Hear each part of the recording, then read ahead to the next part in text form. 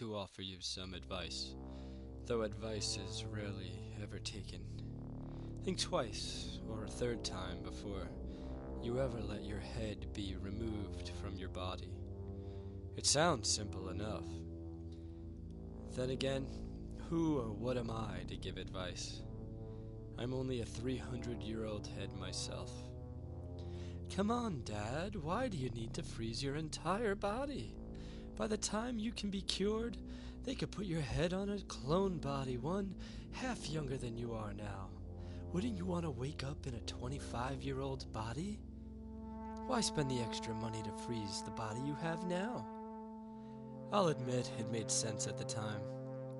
Then again, at the time I was signing papers giving most of my fortune away to my children, as they were voluntarily pleading with me to have my head removed from my shoulders.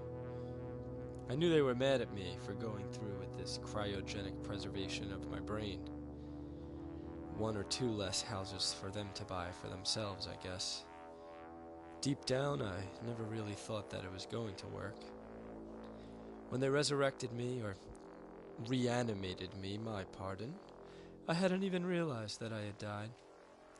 I had gone to bed worrying about the next day's treatments, and 300 years later, my eyes opened. Just like that. Without an inkling in between. It's an interesting sensation to realize that one's head is not attached to one's body. I tell you, I needed only look down, using only my eyes, mind you, to see that below my neck there was nothing but this greenish liquid inside a fantastically small container. It's all too technical for me, but I suppose the important thing is they keep my brain functioning. I'm a sort of plant, if you insist.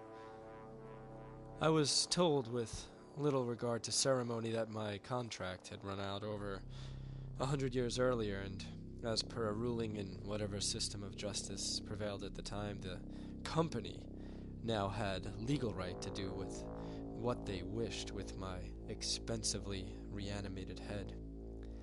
Apparently I was one of the unlucky ones whose family had expired several generations or so after I had been frozen, or at least my head, that is. As I had previously been a commodities trader of considerable success, in another time, it was decided that I was to become a rather expensive domesticated companion.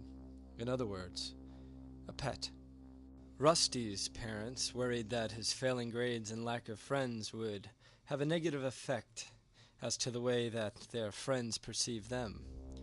Deciding that immediate action was required, they went out and bought the next big thing for teenagers that their mind dads or some such marketing tool told them would fix their son. Me. Rusty is very similar to 15-year-old boys that lived 300 years ago, and probably 300 years from now, I imagine. He's moody. The first thing he said to me after he had taken me into his room, away from his parents, of course, was, "Why couldn't they get me a chick with a hot face?" He plays loud music. I think it's music. It sounds like noise, random, hissing, robotic noises. He bobs his head to it.